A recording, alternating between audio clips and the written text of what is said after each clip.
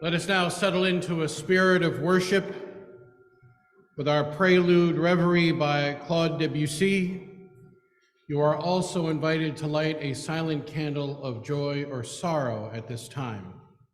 I am hoping that each of you received an index card with your order of service. That is for you to write a question you always wanted to ask the minister and never had a chance to. I'll collect those either during the offering or right before the time of the reflection. I also have 4 questions that I have to pass out to those who are brave in the sanctuary this morning. So if you would like one of my 4 questions, would you raise your hand and I will give you one of them.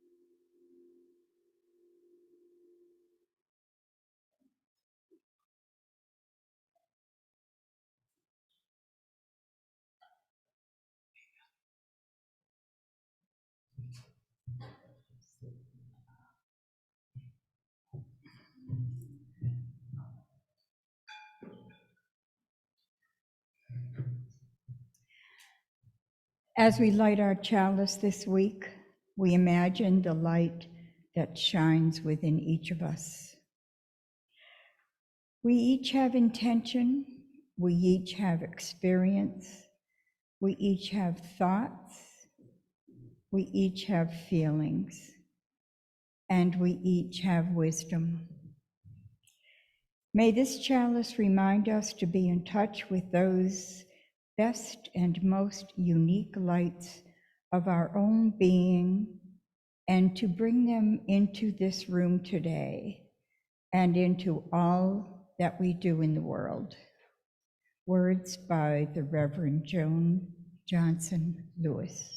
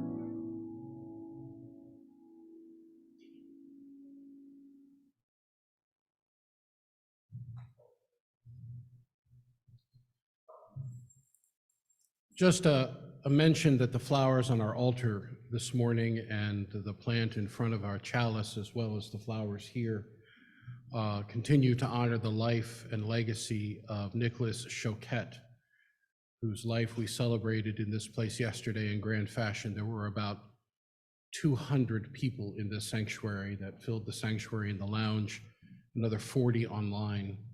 Nicholas' life touched many people in this congregation who continue to strive to understand his death at the age of 29.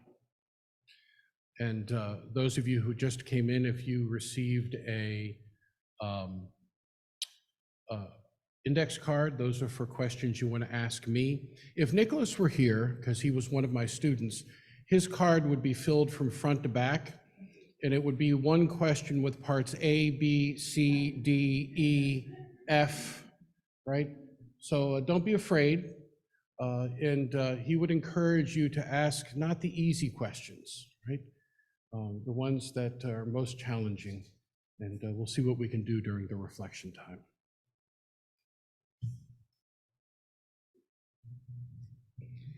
Good morning. Welcome to the Unitarian Universalist Church of Worcester, a congregation of love, hope, and justice, inspiring people to take on the challenges of a changing world. My name is Sue Nees, and I am one of your worship associates this morning.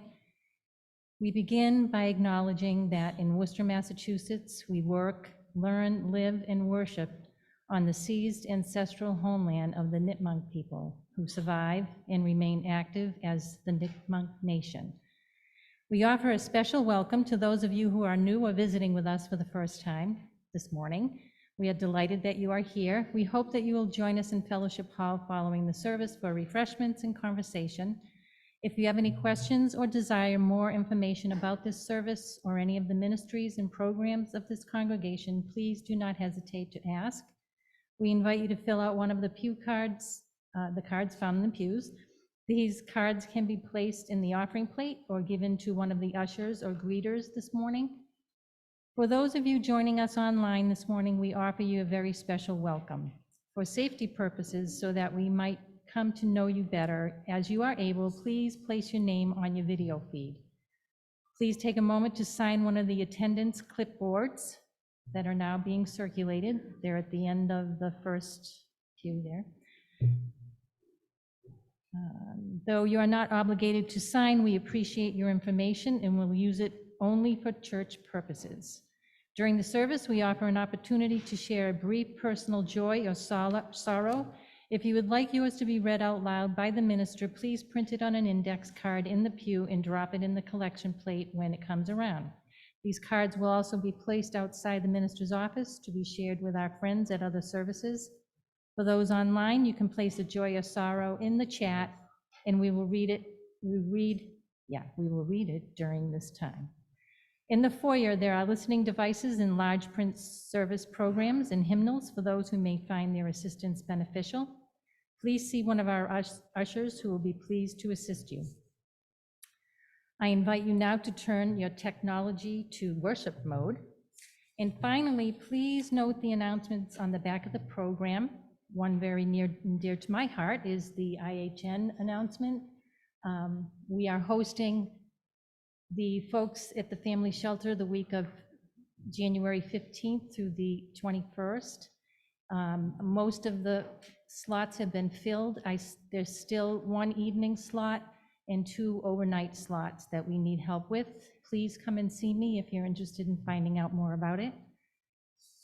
And there will be time for short verbal announcements following the postlude.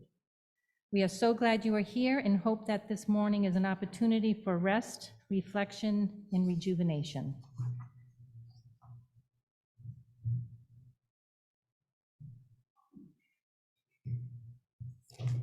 Good morning. I'm Maura Rouse. It gives me a privilege to read words this morning by Matthew Johnson, but I will point out it's not that Matthew Johnson. The one I'm reading has an O at the end, and his has an E at the end, so I know I'm clear on that one. For 5,000 years or more, more than 15,000 generations, human beings have been invoking spiritual power. My predecessors and yours have gathered together to make sense of their lives and their place in the cosmos. And they have spoken aloud and invited what they conceived as sacred and powerful to be with them. They called upon the spirits of air and earth, fire and water. They called the bear and the deer. They asked for the raven to protect them. They pleaded for the heroes of old to slay the monsters of their fears. They sang songs they learned from their grandparents and moved in the appointed ways, or in ways that were new but felt like the right thing to do. And they imputed power to these spirits and to the memories of those heroes. They called them gods, and they were invoked. Vishnu and Kali, Elohim, Odin, and 100 million others. Every group of people, everywhere. They gathered to make sense of their lives and to make sense of their place in the cosmos, and they called these spirits to be present with them. And so do we. So do we gather this morning to make sense of ourselves and this universe in which we live as best we are able. And we call ourselves to worship together, and we invoke the power, the wonder of life itself, that to which all those spirits and animals, memories, heroes pointed the way. We invoke that power, which is, we know, always around, always within us, but which we sometimes forget about. We forget that we are part of the whole of creation. We forget that we are stardust. We forget that we are capable of miracles, first among them, that we can love. We forget these things, so we invoke the power of existence so that we can remember, so that we can lift our eyes and open our ears to be true and beautiful. For 5,000 years or more, we've done this. In many tongues, in many ways, we have done this. And so we continue that ancient tradition in our way and in our time, and so let us now worship together.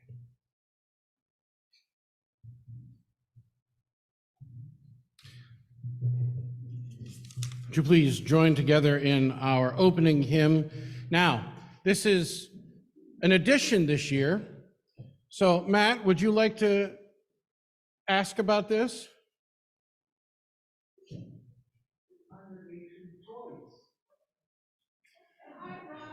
Yes?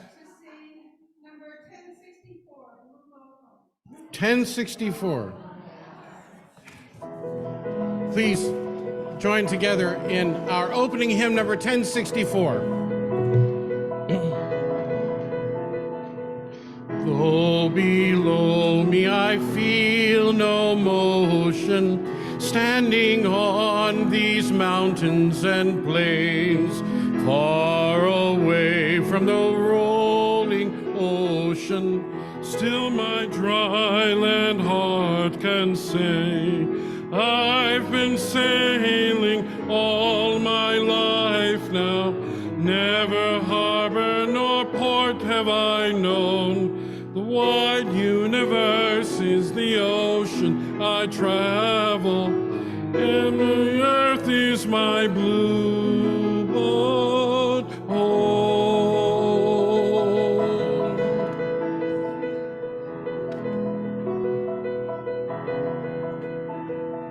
Sun, my sail, and moon, my rudder, as I ply the starry sea, leaning over the edge voyage in wonder, casting questions into the deep, drifting here, ship's companions, all we kindred pilgrim souls, making our way by the light of the heavens in our beautiful blue boat home.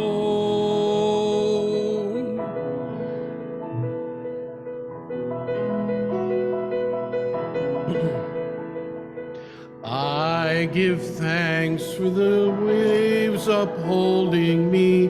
Hail the great winds carrying me on. Greet the infinite sea before me. Sing the sky my sailor's song. I was born upon the fathoms, never harbor nor port have I known. The wide universe is the ocean I travel, and the earth is my blue boat home.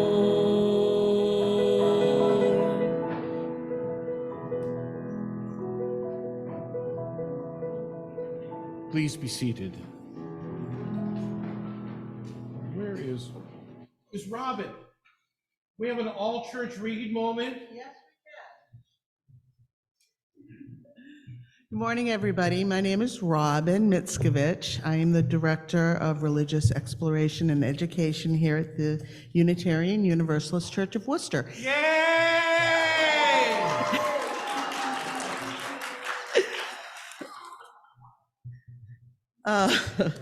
Every year, we do an all-church read. And this year, and it's sponsored by the Religious Exploration Committee. And this year, we're doing 3 books. One is called Defund Fear. One is called Ruby on the Outside, and one is called Visiting Day. And they all speak to incarceration. And every week, we will be, up until the service on the first Sunday of February, we will be having a little moment where we read from one of the books. If you haven't won a book or got a book and would like to start reading, please see me and I can give you the details. And this is from the middle age reader called Ruby on the Outside. When I was little, I didn't understand. Every time we visited my mom in the Bedford Hills Correctional Facility for Women, I expected she was coming home with us. Not this time, my mother said, but I'll be home soon, I promise, soon. So I thought, next time. Next time is long enough to be soon, but each time my mother said again, not yet, not this time, sweetheart, but soon, I promise. And don't forget, I love you. I will always be there for you. I will always be your mother. I didn't know why she was saying that. Of course she was my mother. I wanted her to come home already. This book is about a child whose mother is incarcerated and her having the bravery to talk about it amongst her middle school peers.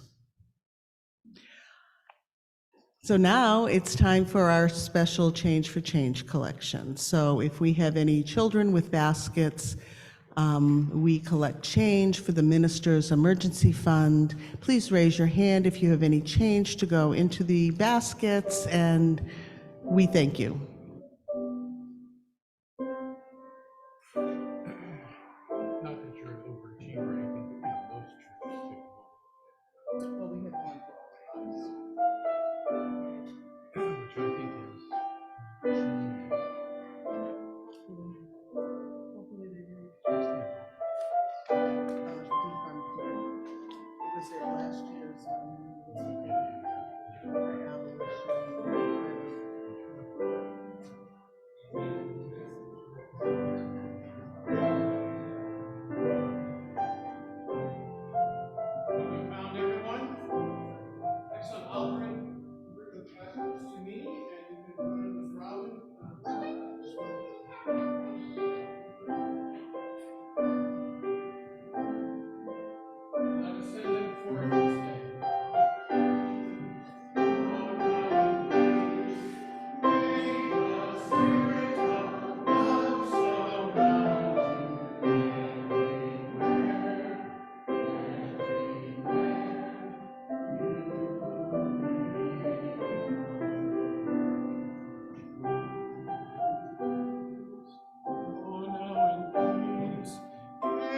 carrots and broccoli just won't do it. Everywhere, everywhere you may go.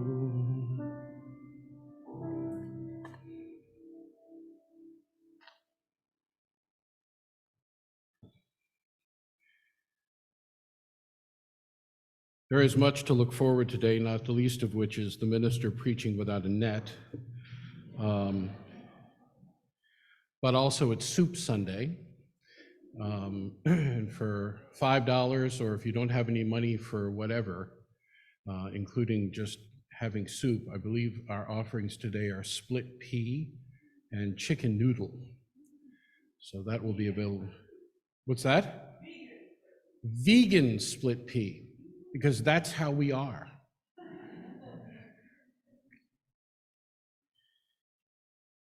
These are the words of Howard Thurman. They're favorites of mine, and I hope yours too. Keep fresh before me the moments of my high resolve. Despite the dullness and bareness of the days that pass, if I search with due diligence, I can always find a deposit left by some former radiance. But I had forgotten. At the time, it was full-orbed, glorious, resplendent. I was sure that I would never forget. In the moment of its fullness, I was sure that it would illumine my path for all the rest of my journey. I had forgotten how easy it is to forget. There was no intent to betray what seemed so sure at the time. My response was whole and clean and authentic, but little by little there crept into my life the dust and grit of the journey. Details, lower level demands, all kinds of cross currents, nothing momentous, nothing overwhelming, nothing flagrant, just wear and tear. If there had been some direct challenge, a clear-cut issue, I would have fought it to the end and beyond.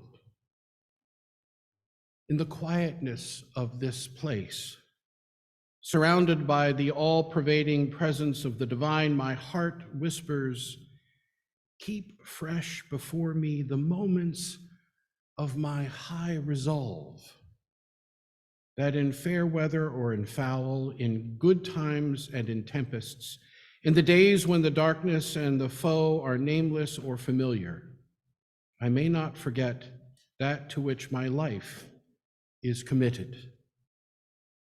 Keep fresh before me the moments of my high resolve.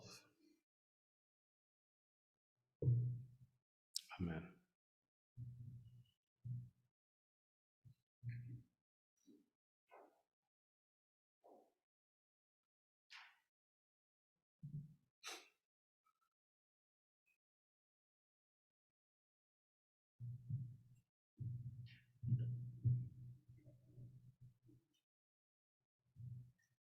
We Give by Kristen Collins. We give to remind ourselves how many gifts we have to offer. We give to remember that we are part of something bigger than ourselves. We give because we believe in music and sacred space. We give with the faith that together we have enough. Our offering will now be received. If you wish to contribute digitally this morning, I invite you to text 508-231-5335.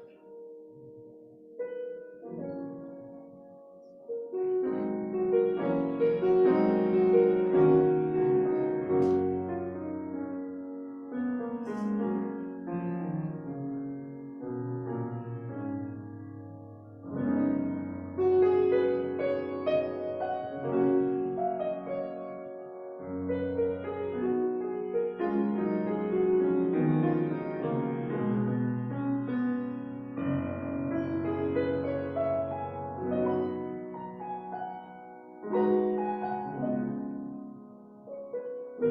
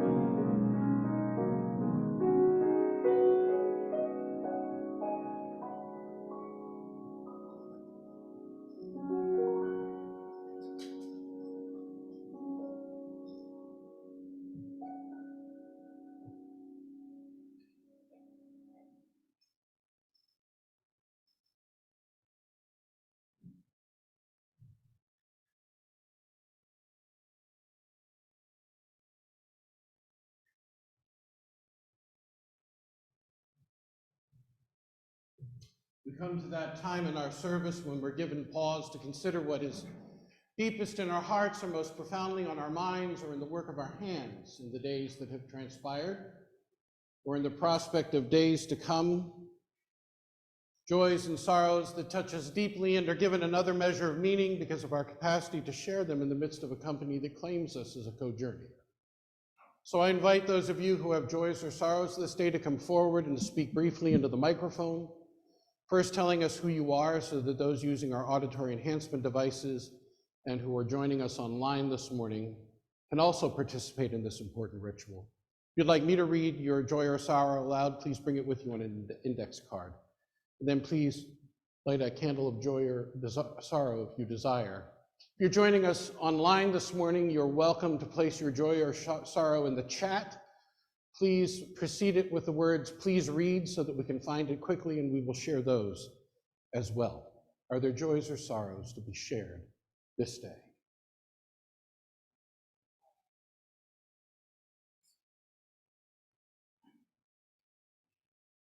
Hi, I'm Bill, and I'm here with a collection of joys and sorrows. For those of you who don't know, on the Monday after Thanksgiving, I ended up in the hospital. So I was feeling like really dizzy and just out of it, and I had no idea what was going on at the time.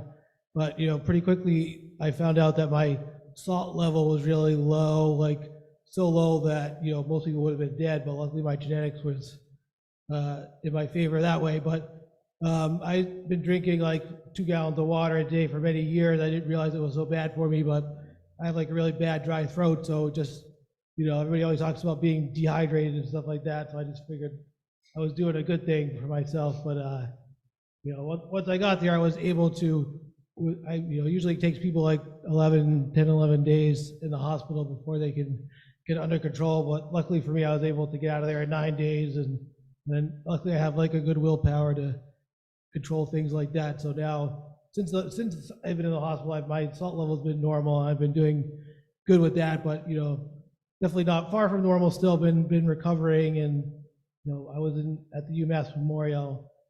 It was a good facility there, but anybody who's been in the hospital, I'm sure it takes a while to kind of get back from normal after being in there. And I also had COVID too when I was in there. I got it from my grandmother's funeral before that, but I didn't get there. But luckily I didn't have any symptoms for that, so that was a good thing. But I was stuck in the COVID room for a while there, and so that was a little bit challenging. But luckily, in some ways, I guess I saw a lot of people came in and out, lots of staff were in and out, so I wasn't really alone that much. So it wasn't a bad place to be overall for that reason. And so I just want to thank everyone here at the church who had thought. I'm grateful for all the thoughts and well wishes and cards and emails and prayers, and so I guess that's it for now.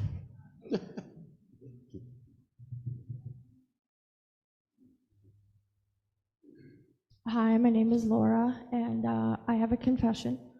I know it's not that type of church, but I'll confess anyways. I've become very lazy. Getting a 2-year-old dressed and ready and in the car and coordinated and shoes on the right side, or sitting on my couch with a coffee and in my pajamas and let the 2-year-old do whatever he wants for church. I mean, come on. However, there is nothing like hearing Matt live. Like, I usually sit there with the phone, mom, because he calls me mom. So I thank you. And then the reminder that Joe Zawilski is still here because Diane picked his song. I got goosebumps. So I thank you for that. And I also realized, like, this is an hour away from terrible twos, and it's like, I deserve getting his butt up and in the car so I can be here for an hour. So I thank me for that I got my butt up today and said that we're gonna go, and I might have bribed him with munchkins. My candle, however, is going to be lit for, I don't think they ever released the name, but the teenager that left a note on the Quincy Bridge and decided that he or she could no longer make it anymore. So we think of that person and hope that they are free. But I want to thank Matt, because there's nothing like my cell phone compared to in real life, that I'm very grateful that he's back.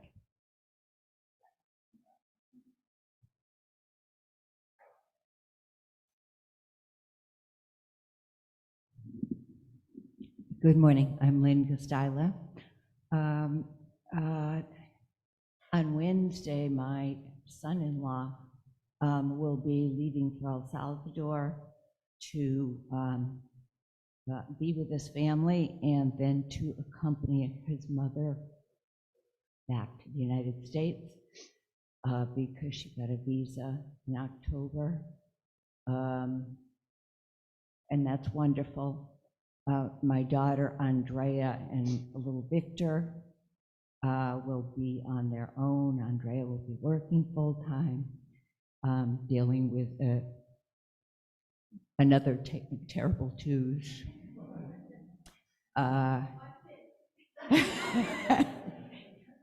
They'll have the support of David and myself, but I know she's going to be under high stress. And little Victor really does not understand what's going on, but he's really picking up on the stress level.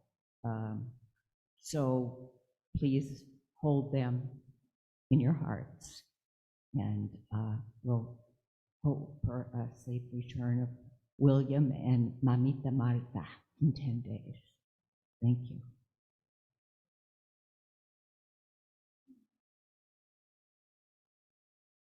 Good morning. My name is Lindsay Heffernan, and I have a joy and a hope, I guess. We swore in our first female elected governor this week in Massachusetts after, I don't know, 400 years, so that we should feel good about that. And she has appointed, and 5 of our 6 constitutional officers are female for the first time ever, and a more diverse cabinet than we've ever had in the state. Some of you know I've worked in state government my entire career, and I know how incredibly hard it is to change things, and she's not the most progressive on the spectrum, but I also think there's a lot of possibility and hope. And so I am hoping both for my career and also for what we do in the Commonwealth, and hopefully many good things are to come. So I'm feeling joyful and appreciative and sending good vibes that we do the right thing.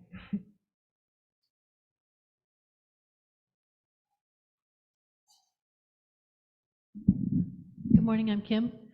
I believe in the power of prayer, and I just want to share some good news. I asked the congregation for help in finding a good home for my piano that has lived with me, that was gifted to me by Cheryl Lachey. And that same day, somebody reached out to me and said they would take my piano.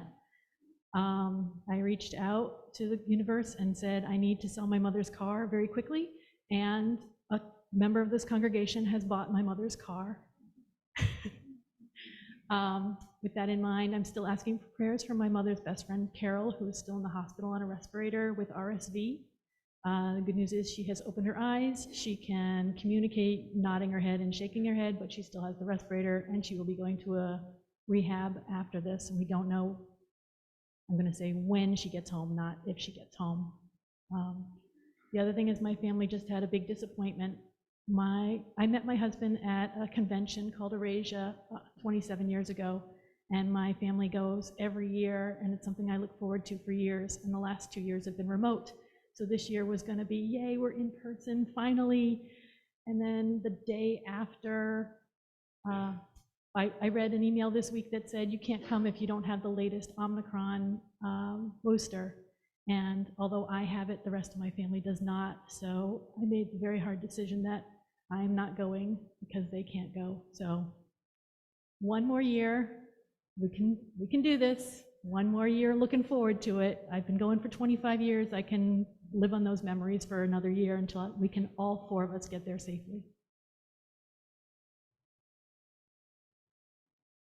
This morning, I want to honor my niece, Hope, whose aunt died in Lancaster, Pennsylvania. And it's been very difficult on my niece and her family, so I carry them in my heart this morning.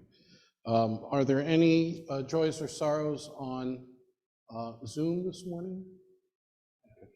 All right, I don't see any on Facebook either, so let us enter into a spirit of prayer and meditation. Spirit of life,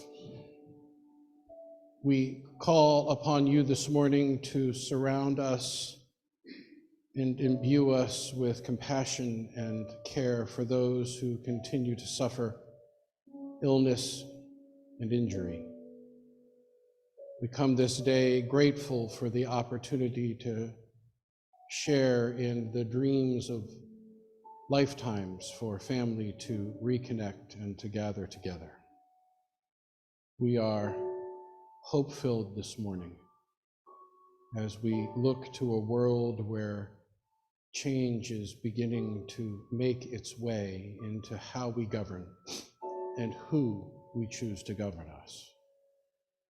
Help us be mindful of the challenges ahead as we continue to strive to provide for our families in the best way we can, and to care for those whose understanding is but that of a 2-year-old. Mindful that that understanding will grow and expand and evolve as we all must. We are grateful for the opportunity to enter another year and to be surrounded by those who care for us and claim for us a place in the community of the beloved. For all of this, for all that has been said and all that has transcended the spoken word this day, we give great and abiding thanks. Amen. And blessed be.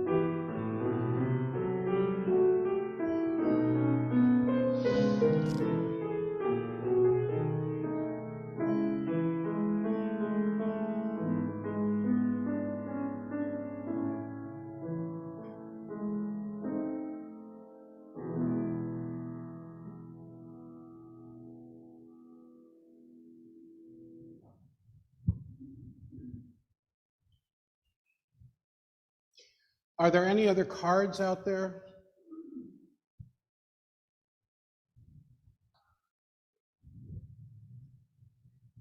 Thank you.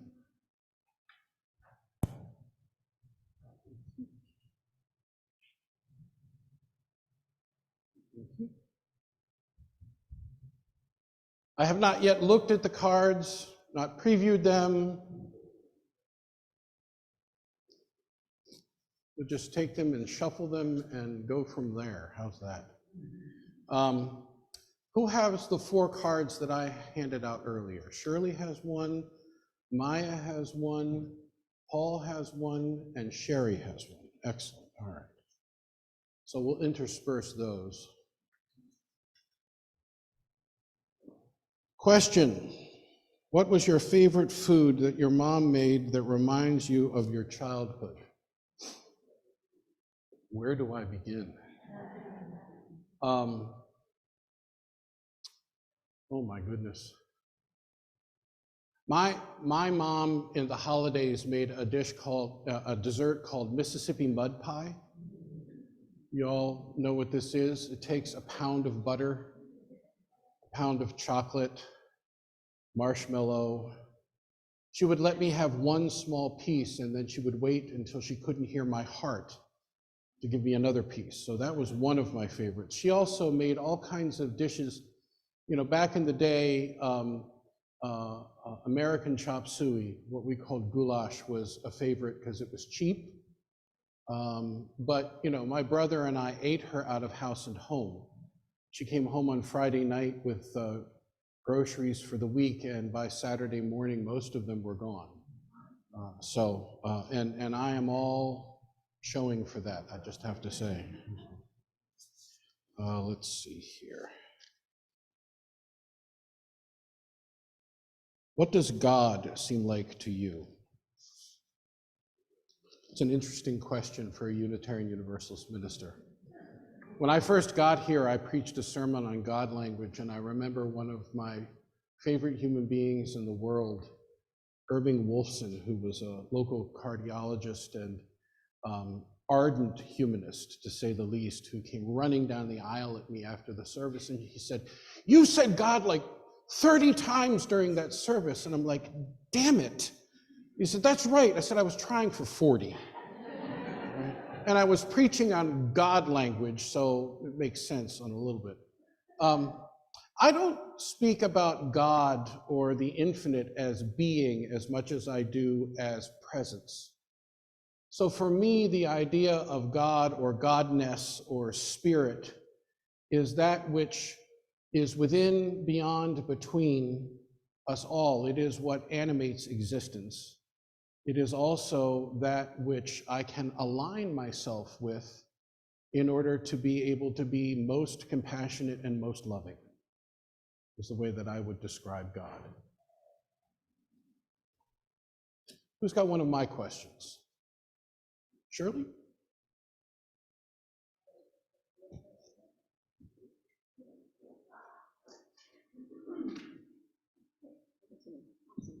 Well, when I first saw this question, I think, what kind of question is that? What is the meaning of your life? I don't have a meaning of life. The idea that one needs to have a meaning of life is bizarre to me.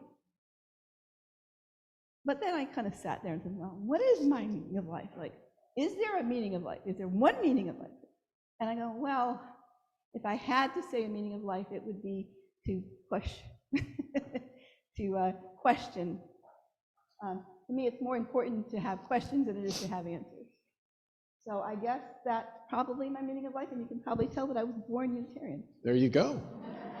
Excellent. You can keep that. This next question says, as a minister, you see a lot of hard things, death and tragedy, etc. How do you handle this without becoming depressed or anxious in your everyday life? How do you handle hard times in life and continue to persevere with your purpose and positive outlook?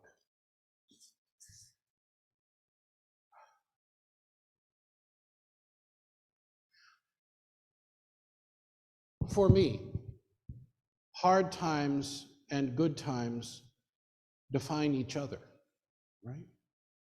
I'm never going to know what goodness is if I haven't experienced some form of difficulty. And so I don't wish away either of them. What I choose to do, and when I use the word choice here, I'm being very careful. That means that you pause instead of reacting. So that when hard things happen, for me, the question is not how frustrating they are. The question is, what is it that I'm going to learn from this? How do I carry whatever the lesson is with this within me? That doesn't mean that I don't get sad or angry. I mean, the death of Nick Choquette, as both a youth group member here and as a student of mine at Worcester State, was incredibly difficult. As an example, the most recent example. And at the same time, in order to be able to reflect deeply on Nick's life and the meaning that we continue to carry from our experiences with Nick, means to transcend that pain and to honor the creativity that was and is Nick. So concentrating on that capacity to carry with me, and for each of us to carry with us the essence of the ones who have come before us, and the desire to at least be as creative and as passionate as those who have touched us, seems to me an important way to counter the capacity that all of us have, including me, to get mired in the muck.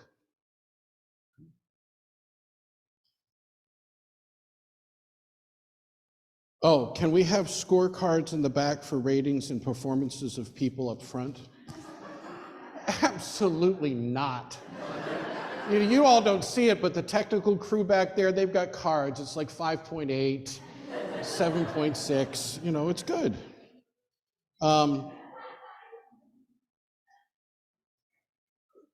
This next one says, how is UUCW enhancing equity and inclusion? I think there are a variety of ways that we strive to do this.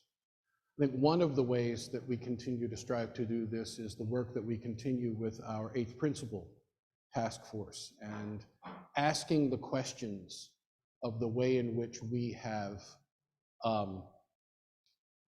embodied our commitment to be more diverse, more inclusive. We have done this in the past through our welcoming congregation efforts, first to become certified as a welcoming congregation, but then also to take up the issue again in order to explore the issue of our trans friends and how it is that we become more inclusive.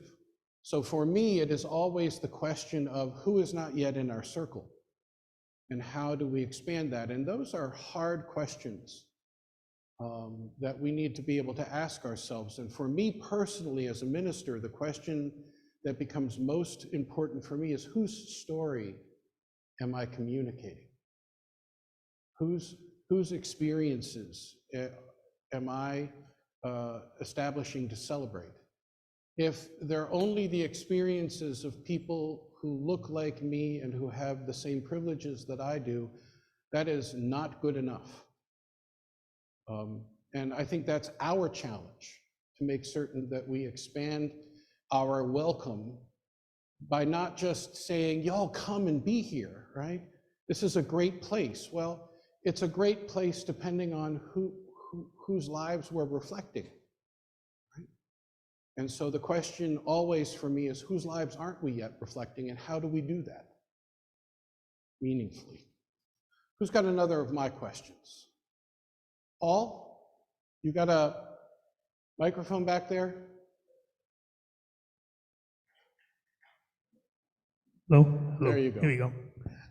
First of all, I do have a little sign. Yes, I know you do.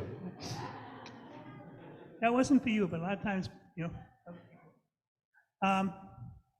How do you describe UUCW to a friend who asks you about the congregation?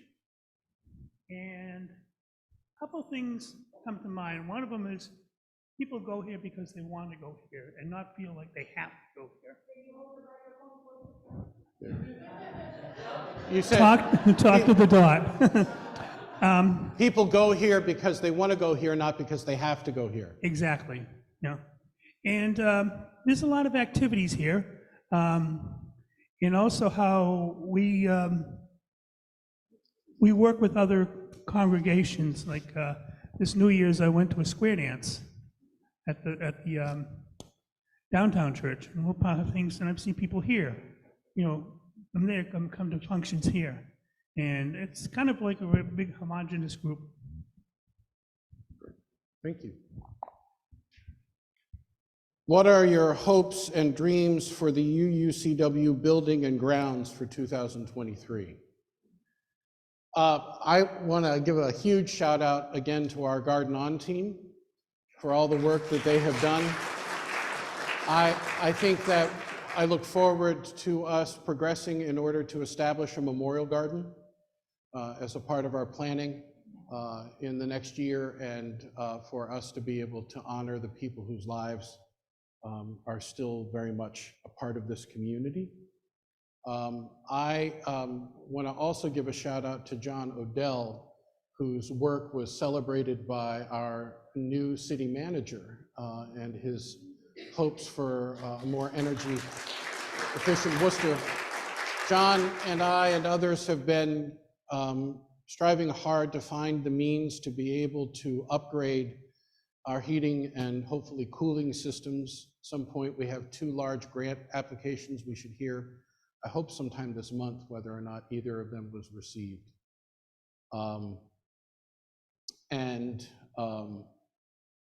We are continue to try to find ways to brighten up the space. I think it's wonderful to be here for 23 years, because about every 4 years, a small group of people get their minds together and then inform me that they're taking on a space.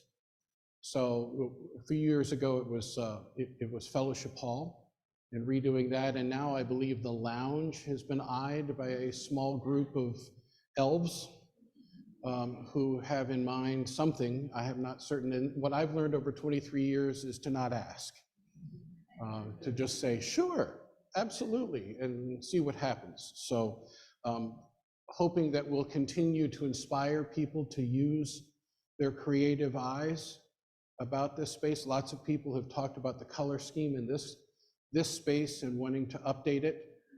And I'm grateful to our aesthetics group here, task force, for all the work they continue to do seasonally to make our altar and chancel look so appropriate. How can we make mental health and addiction top priority here locally and in the United States?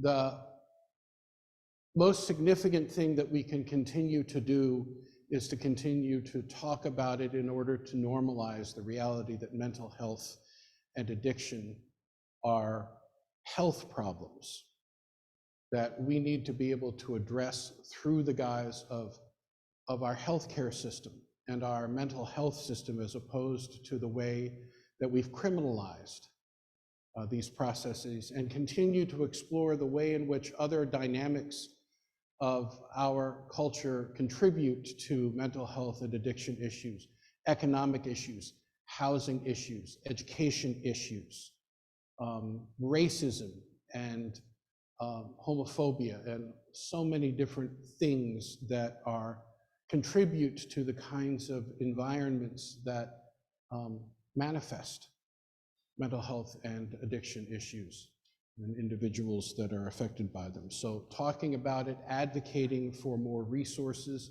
I've been involved for the last year plus in the process of helping Worcester conceive of another first response entity in the city that would be a mental health first response agency, so that we're not just sending police uniformed people into situations where what we need are social workers and therapeutic consults in order to bring stabilizing presence, and then find ways to connect them with treatment programs and other entities in the city. So hopefully we'll see that come to fruition as well.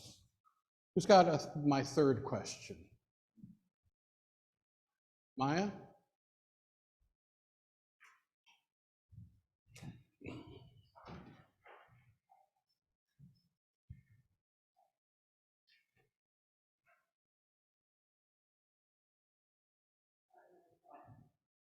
Is it on? Yeah. Okay. I never thought I would be able to have an answer to this question, and it's weird that I do, but you handed it to me, and I was like, oh, I can answer this. Is there life after death? And it's weird that you could answer that easily, right? And I'm thinking, I immediately thought of the services for Nick yesterday, which were unbelievable. And Natalie was our babysitter for many years, and I used to run into Nick at the pool. But one of his friends wrote in a remembrance of him that helped me answer this question. And it was, this person imagined a civilization that could look back and see every individual on the planet. And right now what they were seeing was Henry VIII and his soap opera-y wives situation, but that in 500 years they would see little sparkly Nick walking through the woods and hiking. And so it helped me answer this question. Great, thank you so much.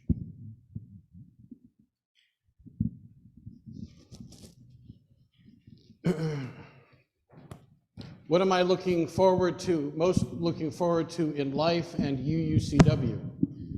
As if there was a difference.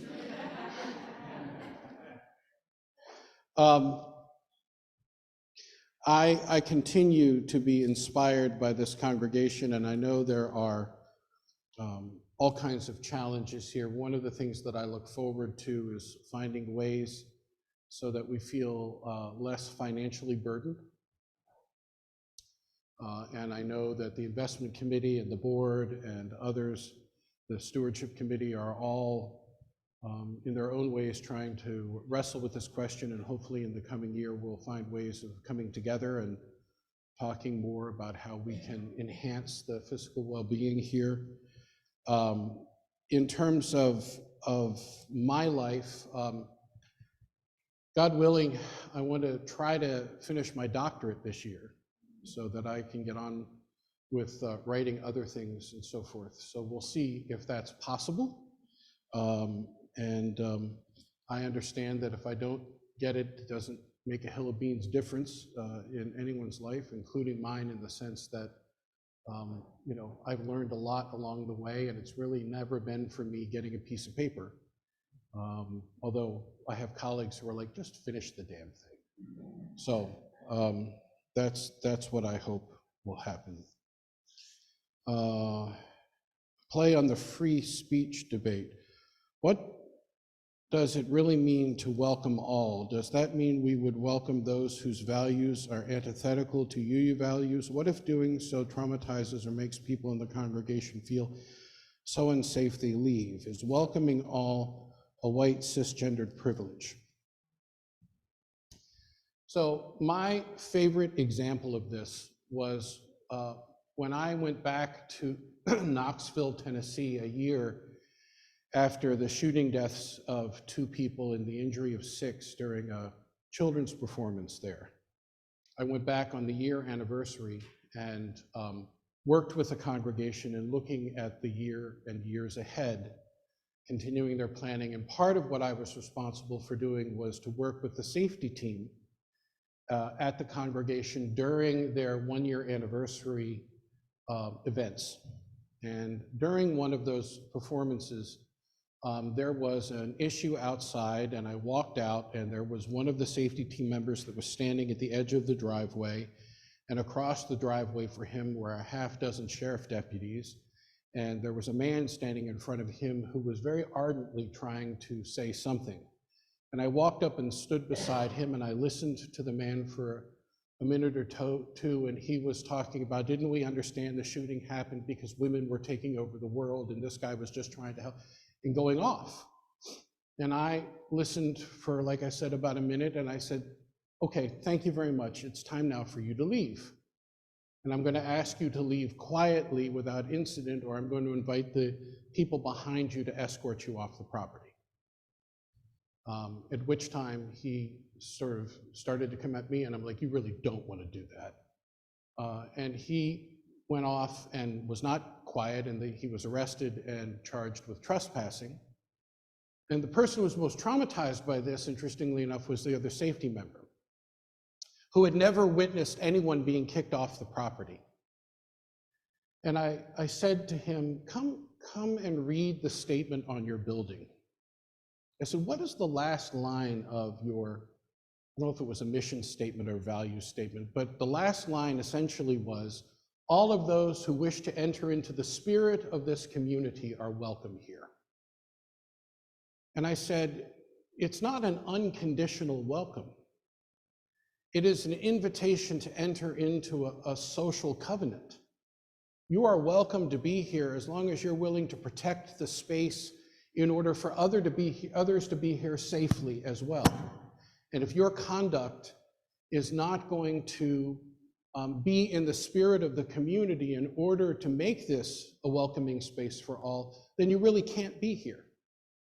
So welcoming to all is a vision, but it requires a commitment on everyone's part in order for that to occur. And in the absence of that commitment, I don't think that one is welcome to be here.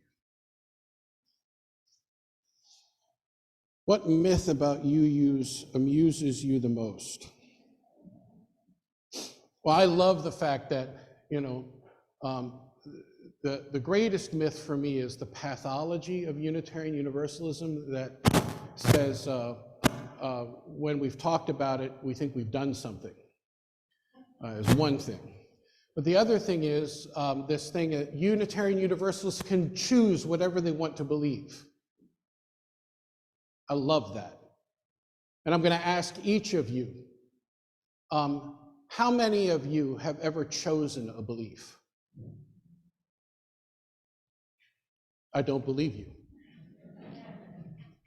Because we don't choose beliefs, right? We may make a choice to articulate a belief, but we believe because of the authorities that so we believe because of our thinking, our feeling, tradition, right? Or intuition. But usually our beliefs are not a product of a cognitive process where we say, I'm going to choose this over this. It's because we've been convinced. And the other one is when people say, well, everyone, thinks alike in this church. Bullshit, right? I think that we are a like-hearted congregation, but I refuse to see us as a like-minded congregation, because there are definitely more nuances in opinion than that. Now, I was a little harsh. I do believe you. I think that we have to be clear when we make a decision to stand by a particular belief, when we out ourselves as being something other than how we defined ourselves earlier, we're making a decision in relationship to our beliefs. I think the question is whether or not the process of believing itself is actually a decision, or whether or not it's an awareness that we come to along the way.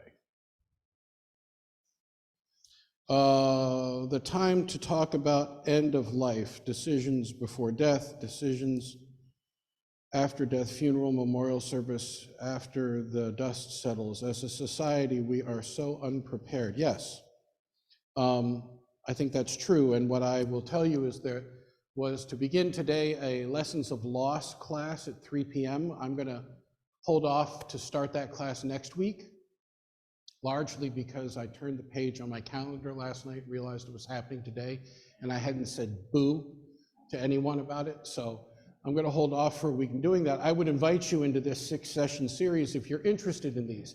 One of the things that I do besides preaching here regularly and teaching here and doing pastoral care and so forth is that I teach at Worcester State University in the spring, and I teach a course on the sociology of death and dying. And we, for a number of years, have offered a lessons in loss series to our middle schoolers, which begins today and has been happening while we're in worship here.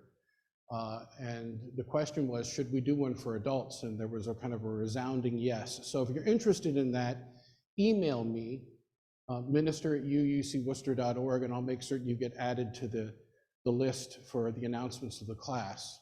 One of the questions that came up was whether we do it online or in person. I'm inclined to do it in person in the lounge on Sunday afternoons at 3, and I'd be interested in talking to you if you want to do that.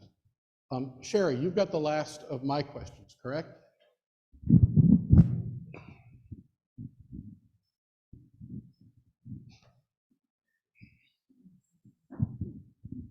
So the question I got, what is one lesson you learned during the pandemic?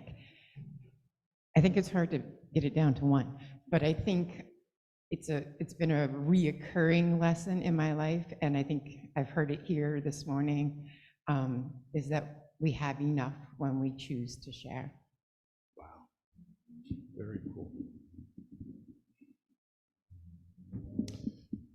Thank you very much.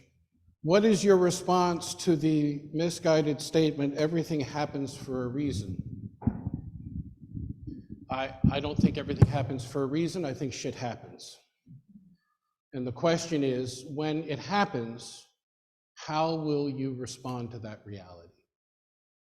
What is it about you, and how will you orient yourself to it? That's where the decision making comes in. It's not because God willed it or it happened. There are reasons why certain things happen. We can look at the way in which our climate has shifted on this planet and determine over time that some of the disasters that we call natural disasters are acts of God, and I hate that term, really are, find their origin in the ways in which we've decimated various natural resources on the planet. So I would say sometimes there are reasons why things happen, but the whole idea that people die and disasters occur because it's been willed by an entity makes no sense to me whatsoever. I think we're biological beings. We live in a natural environment, and that natural environment sometimes threatens us. Sometimes we are caused because of those occurrences to have injury and illness. But that is the challenge of being a biological being. We are susceptible to illness and injury. So the question is not what caused this, but how am I going to deal with this reality, knowing that I have these vulnerabilities? Which of the world religions are represented at the front of the sanctuary? Bonus question, what is the origin and spiritual symbolic significance of each of these? All right, so let's talk about the bottom right, which is the yin and yang and the tablets. This is the Confucian tablets, and the yin and yang, which are considered to be the balance of opposites. But you will notice that within the traditional yin and yang, part of the other exists in each. So while it is a balance of opposites, it is also the reality that we're not all that opposite, right? We contain within us elements of that which may balance us out. Moving clockwise, this is the Shahada in script form. This is the saying that Muslims, people say in order to declare themselves Muslim.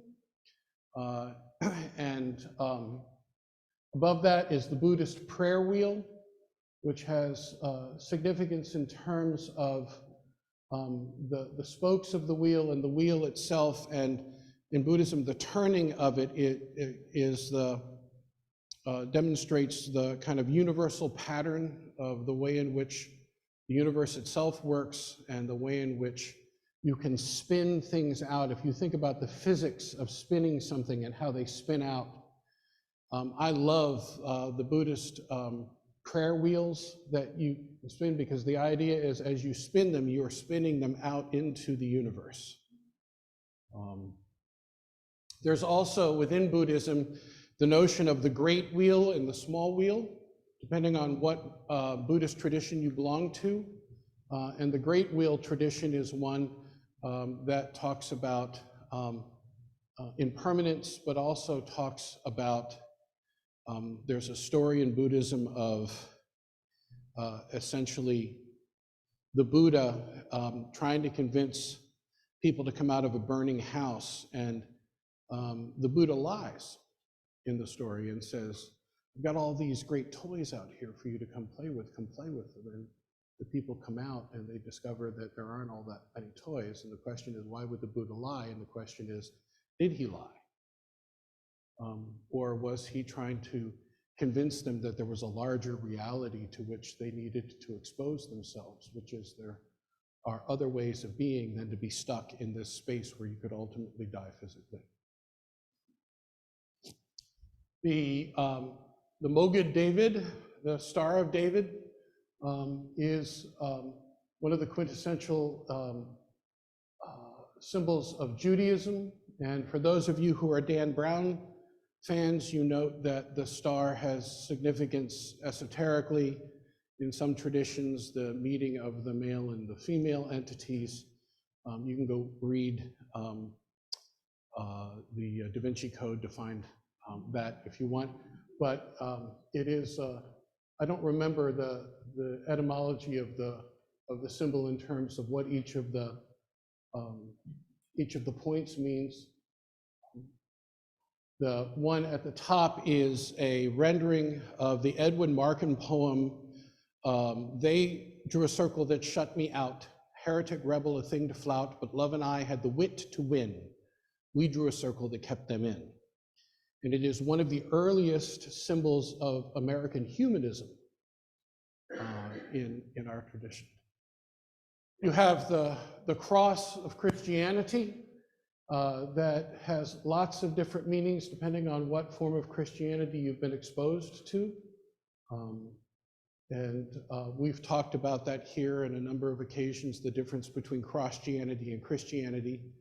Maybe the difference between whether or not you believe the power of Jesus's ministry is in that he died and went to heaven, or maybe the power of Jesus' ministry was that he lived and he taught in a way that was ethical and that opened the possibility for larger life for so many people.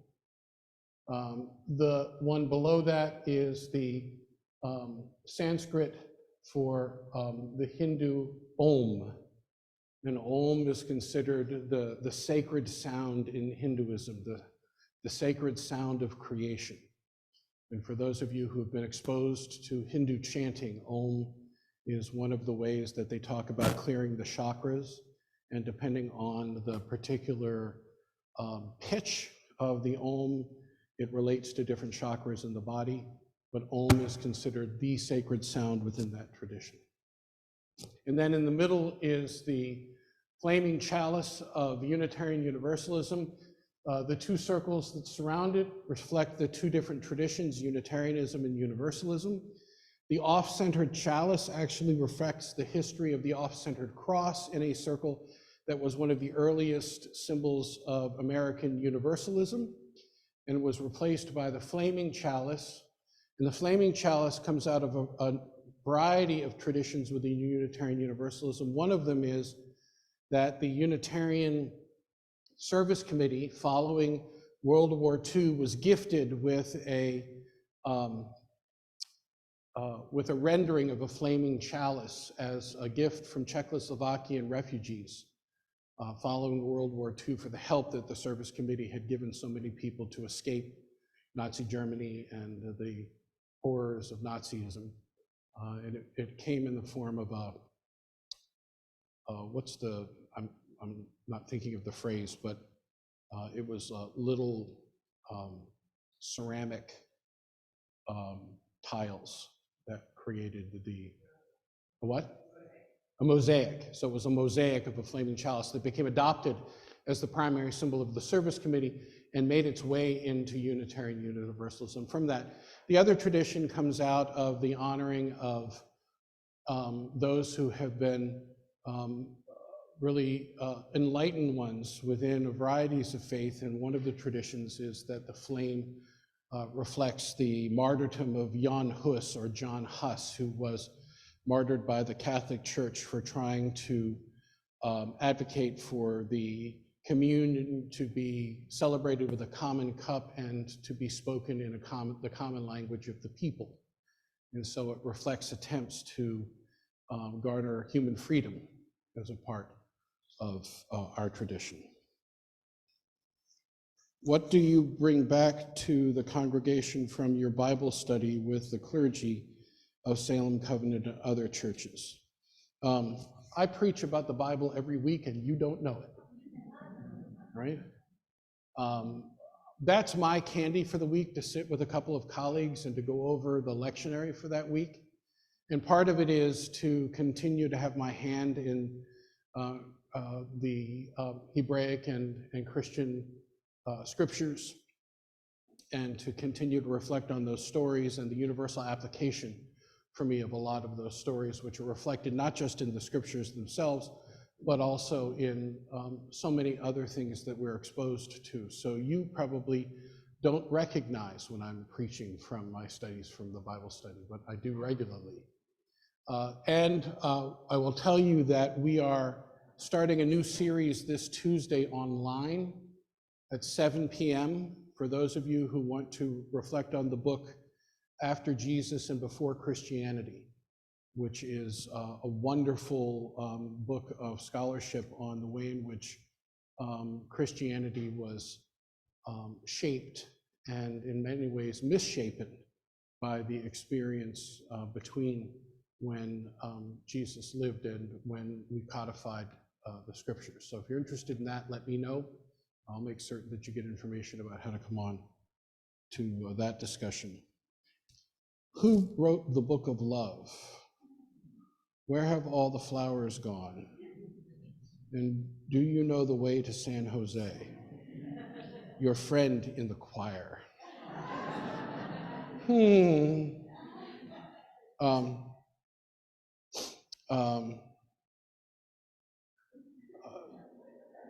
Trying to remember. So I do know the way to San Jose. I just want to say that. And where have all the flowers gone? They're right there. Okay. And who wrote the book of love? I did.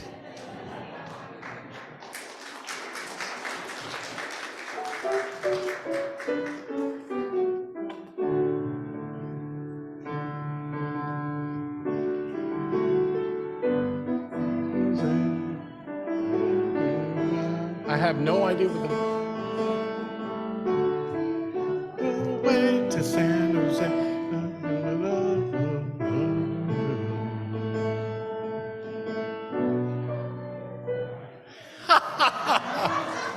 All right, so we're going to close out our time with one more congregational choice for a hymn. Maura, I see you. What would you? 1028.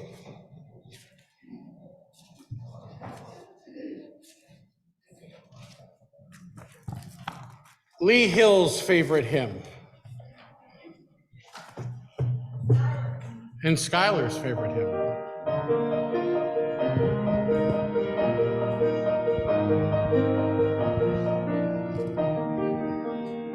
From the light of days remembered comes a beacon bright and clear, bringing hands and warrior spirits into free from fear.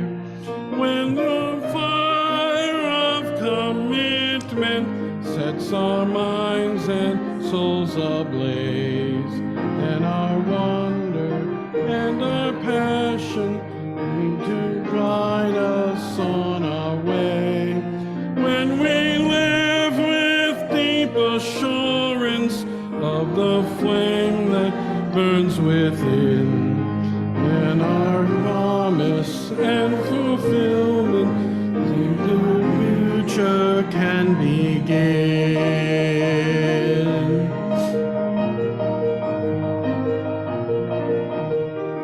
From the stories of our living rings a song both brave and free, calling pilgrims still to witness to a life of liberty. When the fire of commitment sets our mind and souls ablaze, when our hunger, passion need to call us on our way, when we live with deep assurance of the flame that burns within, then our promise finds fulfillment and our future can begin.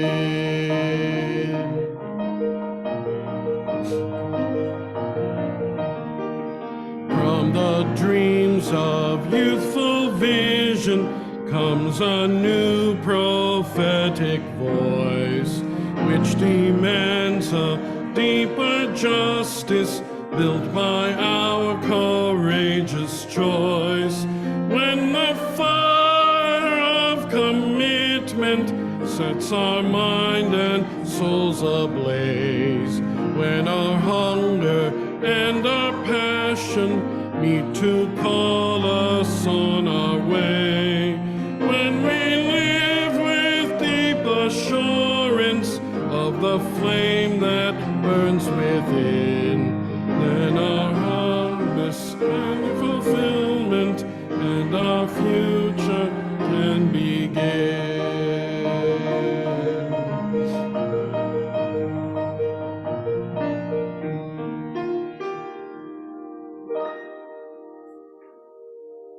We close this morning with favorite words of mine from my friend and colleague Mark Bellatini.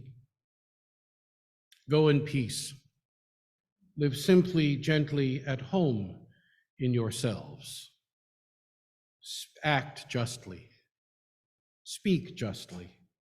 Remember the depth of your own compassion and forget not your power in the days of your powerlessness.